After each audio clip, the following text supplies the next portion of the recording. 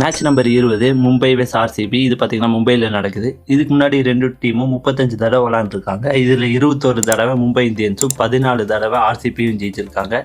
மும்பை கிரவுண்டில் மும்பை 8 தடவையும் ஆர்சிபி 3 தடவையும் ஜெயிச்சிருக்காங்க. இன்னைக்கு முக்கியமாக கவனிக்கப்பட வேண்டிய பிளேயர் யார் பார்த்தீங்கன்னா நமதீன் தீர். இவர் பார்த்தீங்கன்னா பேட்டிங் இப்போ ரீசெண்டாக நல்லா பண்ணுறாரு, கேச்சஸும் நிறையா கிடைக்குது. ஸோ இவர் ஓவராலாக நல்லா பர்ஃபார்ம் பண்ணுறதுக்கான வாய்ப்புகள் இருக்குது. பேட்டிங்கில் 2 டீமுமே ஸ்ட்ரகிளில் இருக்குது. பட் ஓரளவுக்கு டீசென்ட்னு அடிச்சது பார்த்தீங்கன்னா சூரியகுமார் யாதவும் விராட் கோலியும் தான். விராட் கோலி கடைசி 2 மேட்சாக நல்லா பர்ஃபார்ம் பண்ணல. ஸோ இந்த மேட்ச் பர்ஃபார்ம் பண்ணுறதுக்கான வாய்ப்பு இருக்குது. அதிக விக்கெட் எடுக்கிறதுக்கான வாய்ப்பு பார்த்தீங்கன்னா பும்ரா மறுபடியும் வந்துட்டாரு. ஸோ பும்ராக்கும் ஹேசல்வுட்டுக்கும் வாய்ப்பு இருக்குது. இன்னொரு பவுலரையும் ஆட் பண்ணிக்கலாம், குருநாள் பாண்டியா. ஏன்னா மும்பை கிரவுண்டில் நிறையா டைம் ஆடி இருக்காரு. மும்பை இந்தியன்ஸ்க்காக நிறைய டைம் ஆடான்றனால இந்த பிச்சை பற்றி அவருக்கு தெரியும். ஸோ அதிக விக்கெட் எடுக்கிறதுக்கும் வாய்ப்புகள் இருக்குது.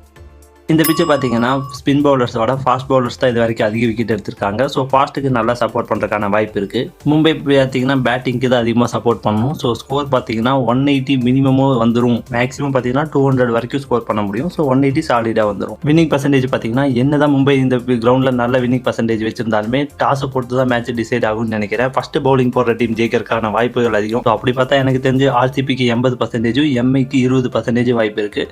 இன்கேஸ் மும்பை வந்து ஃபர்ஸ்ட் பவுலிங் பும்ரா வந்து நல்ல பவுலிங் போட்டாரு அப்படின்னா மும்பை ஜெயிக்கிறதுக்கான வாய்ப்பு இருக்கு. இதே மாதிரி இன்ட்ரெஸ்டிங்கான வீடியோக்கெல்லாம் நம்ம 2T TV தமிழ் சேனலை மறக்காம சப்ஸ்கிரைப் பண்ணிக்கோங்க. அப்படியே அந்த பெல் ஐக்கனையும் கிளிக் பண்ணிக்கோங்க. தேங்க்யூ.